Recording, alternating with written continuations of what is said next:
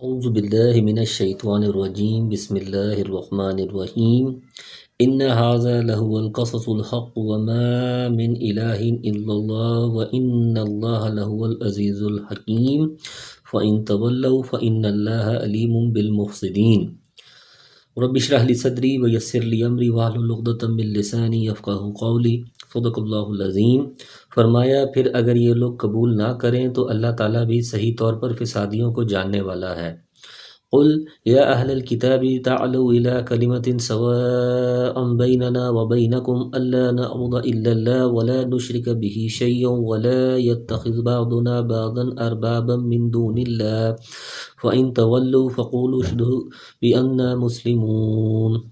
آپ کہہ دیجئے کہ اے اہل کتاب ایسی انصاف والی بات کی طرف آؤ جو ہم میں تم میں برابر ہے کہ ہم اللہ تعالیٰ کے سوا کسی کی عبادت نہ کریں، نہ اس کے سوا ساتھ کسی کو شریک بنائیں، نہ اللہ تعالیٰ کو چھوڑ کر آپس میں ایک دوسرے کو ہی رب بنائیں۔ بس اگر وہ منہ پھیر لیں تو تم کہہ دو کہ گواہ رہو ہم تو مسلمان ہیں۔ کسی بت کو، صلیب کو، نہ آگ کو اور نہ کسی اور چیز کو، بلکہ صرف ایک اللہ کی عبادت کریں جیسا کہ تمام انبیاء کی عبادت رہی ہے۔ یہ ایک تو اس بات کی طرف اشارہ ہے کہ تم نے حضرت مسیح اور حضرت عزیر علیہم السلام کی ربوبیت، رب ہونے کا جو عقیدہ گھڑ رکھا ہے یہ غلط ہے، وہ رب نہیں ہیں، انسان ہی ہیں۔ دوسرا اس بات کی طرف اشارہ ہے کہ تم نے اپنے احبار و رہبان کو حلال و حرام کرنے کا جو طریقہ، جو اختیار دے رکھا ہے، یہ بھی ان کو رب بنانا ہے، جیسا کہ آیت اتخذوا احبارہم اس پر شاہد ہے۔ یہ بھی صحیح نہیں ہے۔ حلال و حرام کا اختیار بھی صرف اللہ ہی کو ہے۔ صحیح بخاری میں ہے کہ قرآن کریم کے اس حکم کے مطابق آپ صلی اللہ علیہ وسلم نے ہرقل شاہ روم کو مکتوب تحریر فرمایا اور اس میں اس آیت کے حوالے سے قبول اسلام کی دعوت دی اور اسے کہا کہ آپ مسلمان ہو جائیے تو تجھے دوہرا اجر ملے گا، ورنہ ساری رعایا کا گناہ بھی تجھ پر ہوگا۔ فَأَسْلِمْ تَسْلَمْ۔ صحیح بخاری۔ اسلام قبول کر لے سلامتی میں رہے گا، اسلام لیا اللہ تعالیٰ تجھے دگنا اجر دے گا، لیکن اگر تو نے قبول اسلام سے اعراض کیا تو رعایا کا گناہ بھی تجھ پر ہی ہوگا، کیونکہ رعایا کے عدم قبول اسلام کا سبب تو ہی ہوگا۔ اس آیت میں مذکورہ 3 نکات یعنی صرف اللہ تعالیٰ کی عبادت کرنا، نمبر 2 اس کے ساتھ کسی کو شریک نہ ٹھہرانا، نمبر 3 اور کسی کو شریعت سازی کا خدائی مقام نہ دینا، وہ کلمہ خواہ ہے۔ اس پر اہل کتاب کو اتحاد کی دعوت دی گئی، لہٰذا اس امت کے شیرازہ کو جمع کرنے کے لیے ان ہی 3 نکات اور اس کلمہ سوا کو بدرجہ اولا اساس بنانا چاہیے۔ یا اہل الکتاب لم تحاجون فی ابراہیم وما انزلت التوراۃ ولا انجیل الا من بعدہ افلا تعقلون۔ اے اہل کتاب تم ابراہیم کی عبادت کیوں جھگڑتے ہو، حالانکہ تورات و انجیل تو ان کے بعد نازل کی گئیں، کیا تم پھر بھی نہیں سمجھتے؟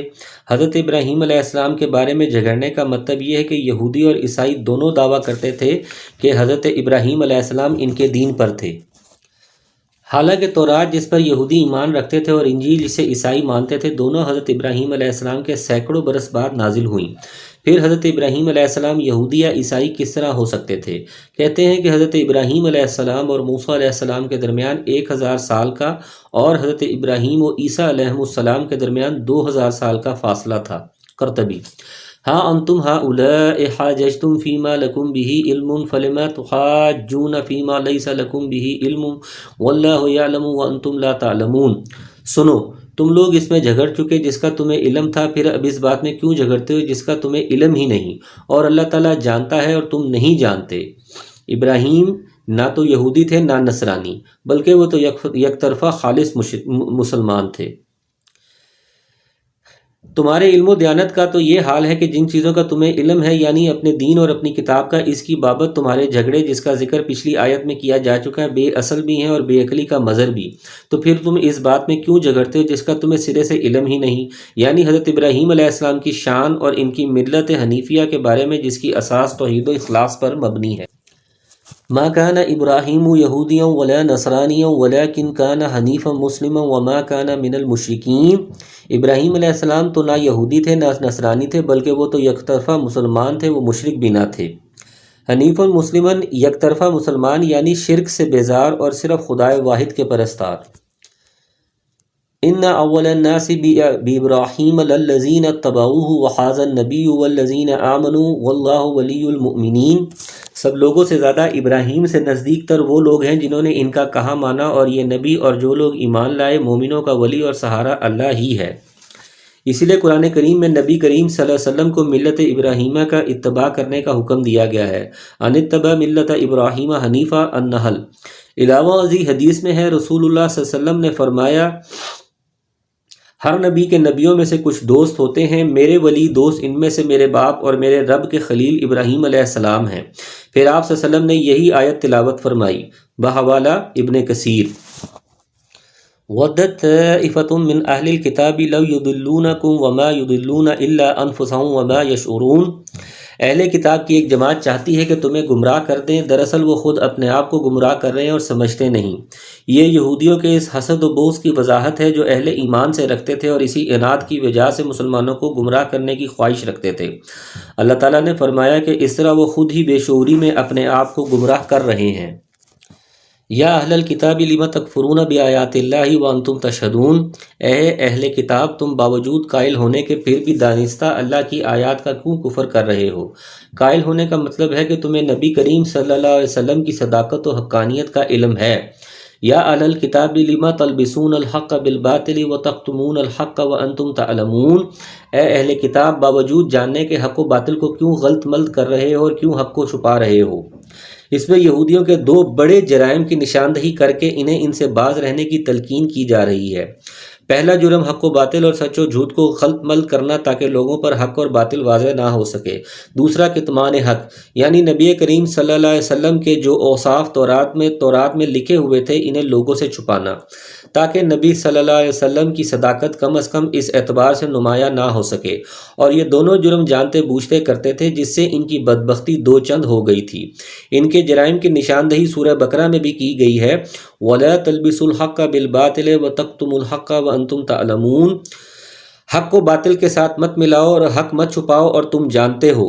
اہل کتاب کے لفظ کو بعض مفسرین نے عام رکھا ہے، جس میں یہود و نصارہ دونوں شامل ہیں، یعنی دونوں کو ان جرائم مذکورہ سے باز رہنے کی تلقین کی گئی ہے، اور بعض کے نزدیک اس سے مراد صرف وہ قبائل یہود ہیں جو مدینے میں رہائش پذیر تھے، بنو قریظہ، بنو نذیر اور بنو قینقاع۔ زیادہ صحیح بات یہی معلوم ہوتی ہے، کیونکہ مسلمانوں کا براہ راست انہی سے معاملہ تھا اور یہی نبی صلی اللہ علیہ وسلم کی مخالفت میں پیش تھے۔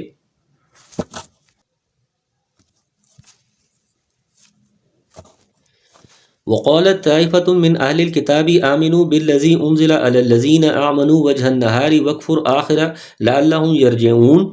اور اہل کتاب کی ایک جماعت نے کہا کہ جو کچھ ایمان والوں پر اتارا گیا ہے اس پر دن چڑھے تو ایمان لاؤ اور شام کے وقت کافر بن جاؤ تاکہ یہ لوگ بھی پلٹ جائیں۔ یہ یہود کے ایک اور مکر کا ذکر ہے جس سے وہ مسلمانوں کو گمراہ کرنا چاہتے تھے کہ انہوں نے باہم طے کیا کہ صبح کو مسلمان ہو جائیں اور شام کو کافر، تاکہ مسلمانوں کے دلوں میں بھی اپنے اسلام کے بارے میں شکوک پیدا ہوں کہ یہ لوگ قبول اسلام کے بعد دوبارہ اپنے دین میں واپس چلے گئے ہیں تو ممکن ہے کہ اسلام میں ایسے عیوب اور خامیاں ہوں جو ان کے علم میں آئی ہوں۔ وَلَا تُؤْمِنُوا إِلَّا لِمَنْ تَبِعَ دِينَكُمْ قُلْ إِنَّ الْهُدَىٰ هُدَى اللَّهِ أَنْ يُؤْتَىٰ أَحَدٌ مِّثْلَ مَا أُوتِيتُمْ أَوْ يُحَاجُّوكُمْ عِندَ رَبِّكُمْ قُلْ إِنَّ الْفَضْلَ بِيَدِ اللَّهِ يُؤْتِيهِ مَن يَشَاءُ وَاللَّهُ وَاسِعٌ عَلِيمٌ۔ اور سوائے تمہارے دین پر چلنے والوں کے اور کسی کا یقین نہ کرو، آپ کہہ دیجئے کہ بے شک ہدایت تو اللہ ہی کی ہدایت ہے، اور یہ بھی کہتے ہیں کہ اس بات کا بھی یقین نہ کرو کہ کوئی اس جیسا دیا جائے جیسا تم دیے گئے ہو، یا یہ کہ یہ تم سے تمہارے رب کے بارے میں جھگڑا کریں گے۔ آپ کہہ دیجئے کہ فضل تو اللہ تعالیٰ ہی کے ہاتھ میں ہے، وہ جسے چاہے اسے دے، اللہ تعالیٰ وسعت والا اور جاننے والا ہے۔ یہ آپس میں انہوں نے ایک دوسرے کو کہا کہ تم ظاہری طور پر اسلام کا اظہار ضرور کرو لیکن اپنے ہم مذہب یہود کے سوا کسی اور کی بات پر یقین مت رکھنا۔ یہ ایک جملہ معترضہ ہے جس کا ما قبل اور ما بعد سے تعلق نہیں ہے، صرف ان کے مکر و حیلہ کی اصل حقیقت اس سے واضح کرنا مقصود ہے کہ ان کے ہیلوں سے کچھ نہ ہوگا، کیونکہ ہدایت تو اللہ کے اختیار میں ہے، وہ جس کو ہدایت دے دے یا دینا چاہے، تمہارے ہیلے اس کی راہ میں رکاوٹ نہیں بن سکتے۔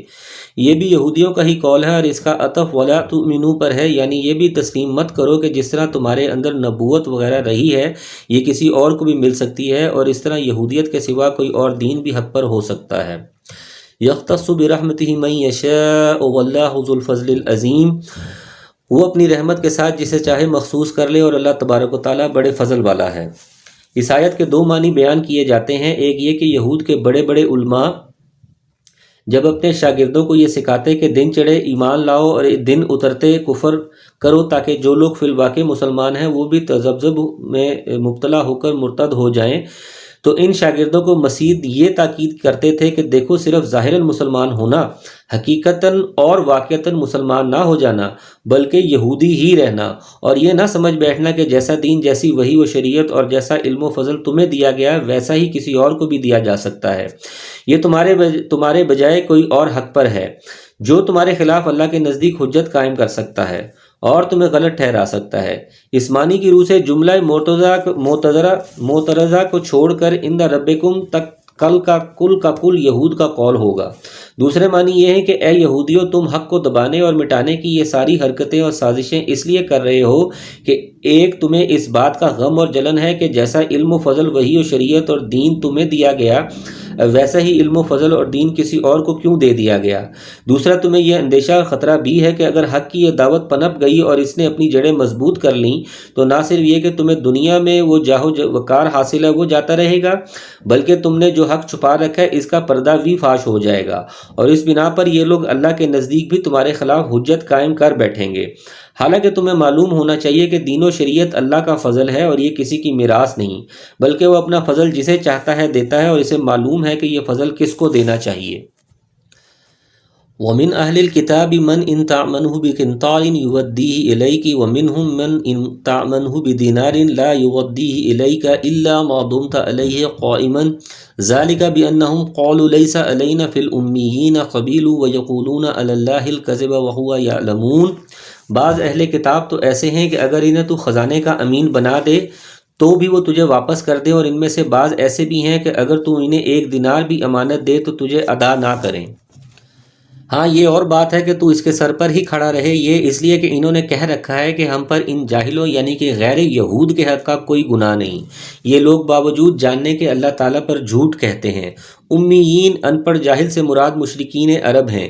یہود کے خائن لوگ یہ دعویٰ کرتے تھے کہ یہ چونکہ مشرک ہیں اس لیے ان کا مال ہڑپ کر لینا جائز ہے، اس میں کوئی گناہ نہیں۔ اللہ تعالیٰ نے فرمایا کہ یہ اللہ پر جھوٹ بولتے ہیں۔ اللہ تعالیٰ کس طرح کسی کا مال ہڑپ کر جانے کی اجازت دے سکتا ہے؟ بعض تفسیری روایات میں ہے کہ نبی صلی اللہ علیہ وسلم نے بھی یہ سن کر فرمایا کہ اللہ کے دشمنوں نے جھوٹ کہا، زمانہ جاہلیت کی تمام چیزیں میرے قدموں تلے ہیں سوائے امانت کے کہ وہ ہر صورت میں ادا کی جائے گی، چاہے وہ کسی نیکوکار کی ہو یا بدکار کی۔ ابن کثیر۔ افسوس ہے کہ یہود کی طرح آج بعض مسلمان بھی مشرکین کا مال ہڑپ کرنے کے لیے کہتے ہیں کہ دارالحرب کا سود جائز ہے اور حربی کے مال کے لیے کوئی عصمت نہیں۔ بلا من اوفی بعہدہ واتقی فإن اللہ یحب المتقین۔ فرمایا کیوں نہیں مواخذہ ہوگا، البتہ جو شخص اپنا قرار پورا کرے اور پرہیزگاری کرے تو اللہ تعالیٰ بھی ایسے پرہیزگاروں سے محبت فرماتا ہے۔ قرار پورا کرے کا مطلب وہ عہد پورا کرے جو اہل کتاب سے یا ہر نبی کے واسطے سے ان کی امتوں سے نبی صلی اللہ علیہ وسلم پر ایمان لانے کی بابت لیا گیا ہے، اور پرہیزگاری کرے یعنی اللہ تعالیٰ کے محارم سے بچے اور ان باتوں پر عمل کرے جو نبی صلی اللہ علیہ وسلم بیان فرمائیں۔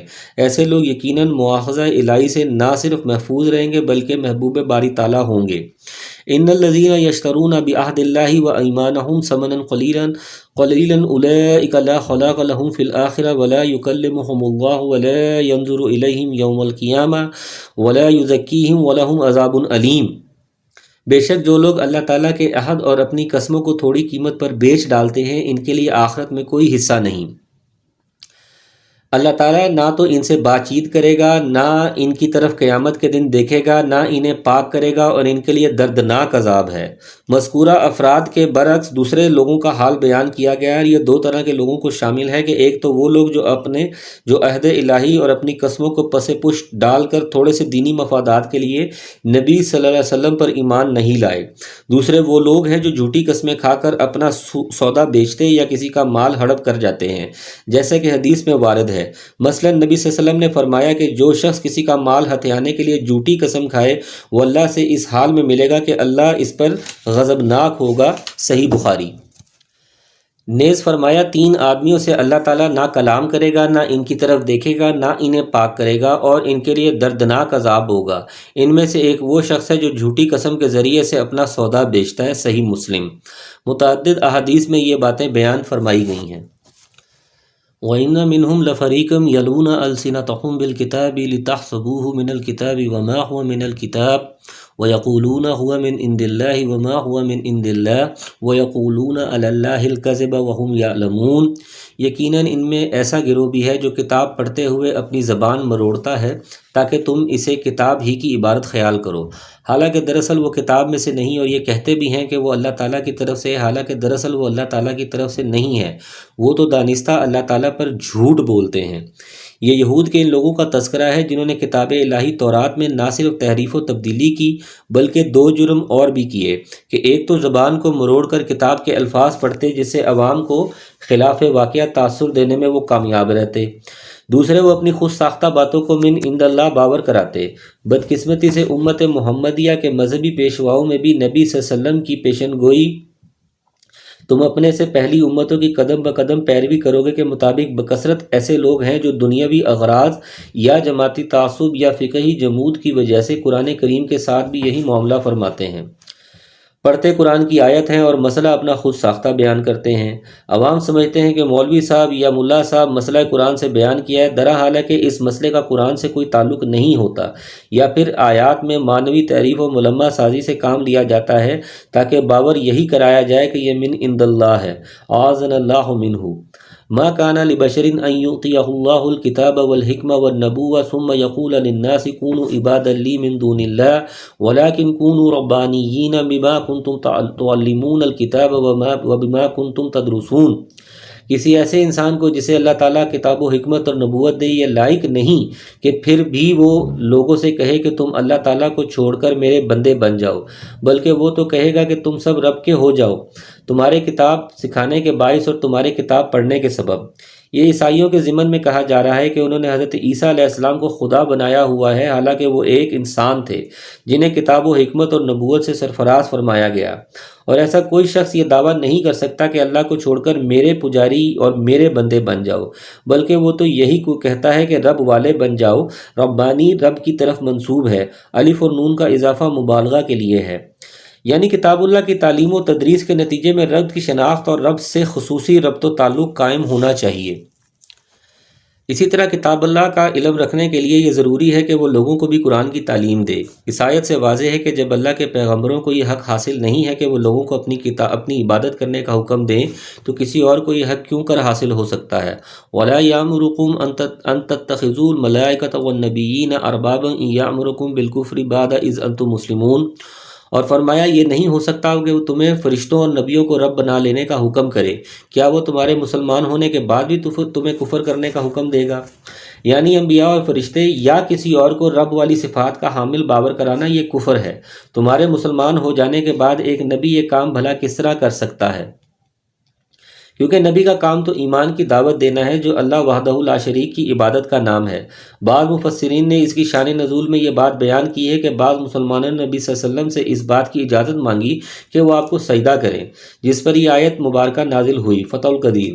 اور بعض نے اس کی شان نزول میں یہ کہا ہے کہ یہودیوں اور عیسائیوں نے جمع ہو کر نبی صلی اللہ علیہ وسلم سے کہا کہ کیا آپ یہ چاہتے ہیں کہ ہم آپ کی اس طرح عبادت و پرستش کریں جس طرح عیسائی حضرت عیسیٰ علیہ السلام کی کرتے ہیں؟ آپ صلی اللہ علیہ وسلم نے فرمایا اللہ کی پناہ اس بات سے کہ ہم اللہ کو چھوڑ کر کسی اور کی عبادت کریں یا کسی کو اس کا حکم دیں۔ اللہ نے مجھے نہ اس لیے بھیجا ہے نہ اس کا حکم ہی دیا ہے۔ اس پر یہ آیت مبارکہ نازل ہوئی۔ وَإِذْ أَخَذَ اللَّهُ مِيثَاقَ النَّبِيِّينَ لَمَا آتَيْتُكُم مِّن كِتَابٍ وَحِكْمَةٍ ثُمَّ جَاءَكُمْ رَسُولٌ مُّصَدِّقٌ لِّمَا مَعَكُمْ لَتُؤْمِنُنَّ بِهِ وَلَتَنصُرُنَّهُ قَالَ أَأَقْرَرْتُمْ وَأَخَذْتُمْ عَلَىٰ ذَٰلِكُمْ إِصْرِي قَالُوا أَأَقْرَرْنَا قَالَ فَاشْهَدُوا وَأَنَا مَعَكُمْ مِنَ الشَّاهِدِينَ۔ فرمایا جب اللہ تعالیٰ نے نبیوں سے عہد لیا کہ جو کچھ میں تمہیں کتاب و حکمت دوں، پھر تمہارے پاس وہ رسول آئے جو تمہارے پاس کی چیز کو سچ بتائے، تو تمہارے لیے اس پر ایمان لانا اور اس کی مدد کرنا ضروری ہے۔ فرمایا کہ تم اس کے اقراری ہو اور اس پر میرا ذمہ لے رہے ہو۔ سب نے کہا کہ ہمیں اقرار ہے۔ فرمایا تو اب گواہ رہو اور خود میں بھی تمہارے ساتھ گواہوں میں ہوں۔ یعنی ہر نبی سے یہ وعدہ لیا گیا کہ اس کی زندگی اور دور نبوت میں اگر دوسرا نبی آئے گا تو اس پر ایمان لانا اور اس کی مدد کرنا ضروری ہوگا۔ جب نبی کی موجودگی میں آنے والے نئے نبی پر خود اس نبی کو ایمان لانا ضروری ہے تو ان کی امتوں کے لیے تو اس نئے نبی پر ایمان لانا بطریق اولا ضروری ہے۔ بعض مفسرین نے رسول مصدقن سے الرسول کا مفہوم مراد لیا ہے، یعنی حضرت محمد صلی اللہ علیہ وسلم کی بابت تمام انبیوں سے عہد لیا گیا کہ اگر ان کے دور میں وہ آ جائیں تو اپنی نبوت ختم کر کے ان پر ایمان لانا ہوگا۔ لیکن واقعہ یہ ہے کہ پہلے معنی میں ہی یہ دوسرا مفہوم از خود آ جاتا ہے، اس لیے الفاظ قرآن کے اعتبار سے پہلا مفہوم ہی زیادہ صحیح ہے۔ اور اس مفہوم کے لحاظ سے یہ بات واضح ہے کہ نبوت محمدی کے سراج منیر کے بعد کسی بھی نبی کا چراغ نہیں جل سکتا۔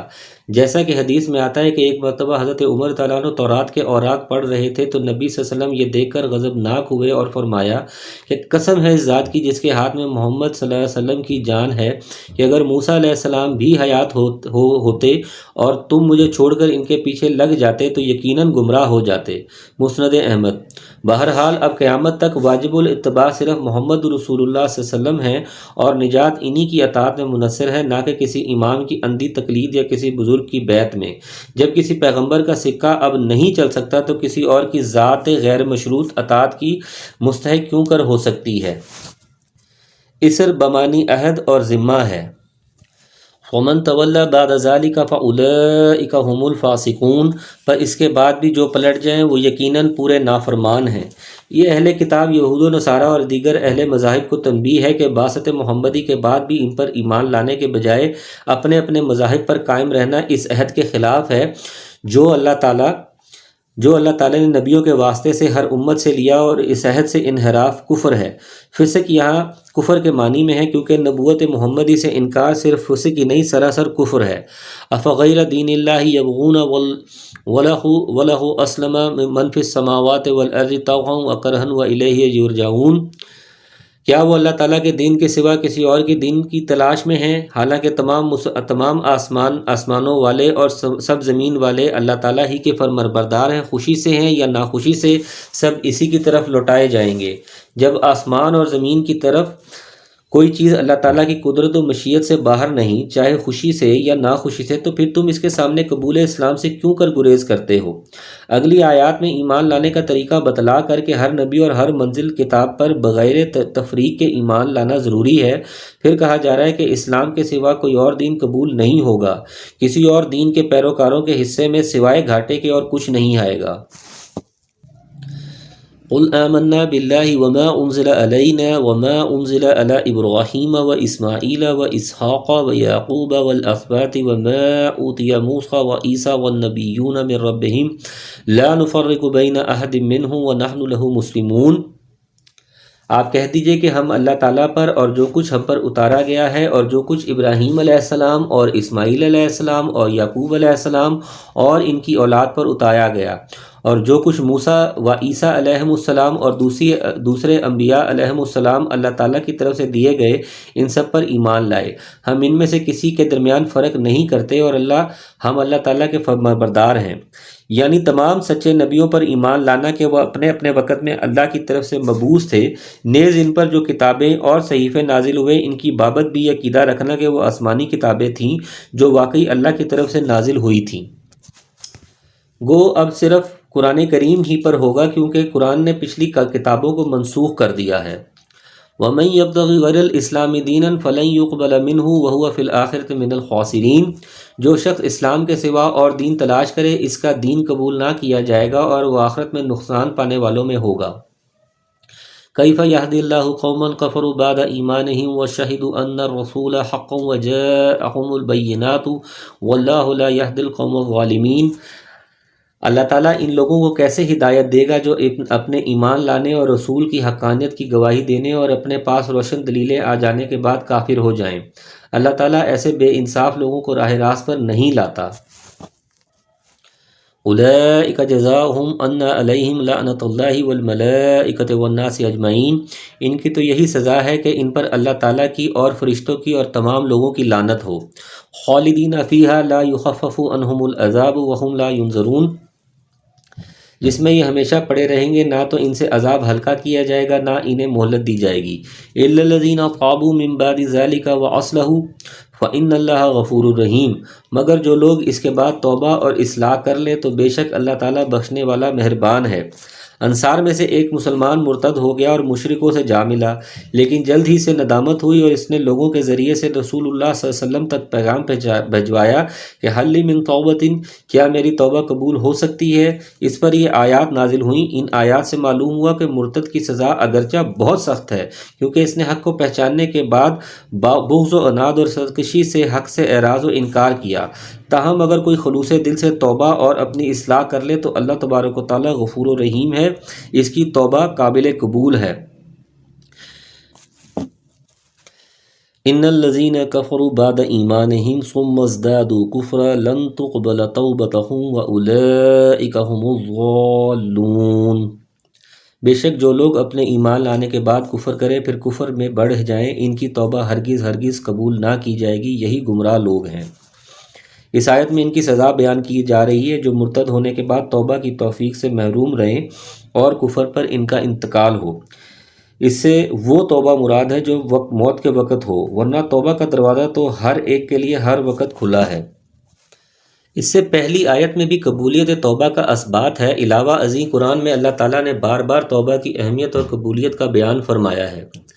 وَهُوَ الَّذِي يَقْبَلُ التَّوْبَةَ عَنْ عِبَادِهِ الشُّعَرَاءَ أَلَمْ يَعْلَمُوا أَنَّ اللَّهَ هُوَ يَقْبَلُ التَّوْبَةَ عَنْ عِبَادِهِ التَّوْبَةَ، کیا انہوں نے نہیں جانا کہ اللہ تعالیٰ اپنے بندوں کی توبہ قبول فرماتا ہے؟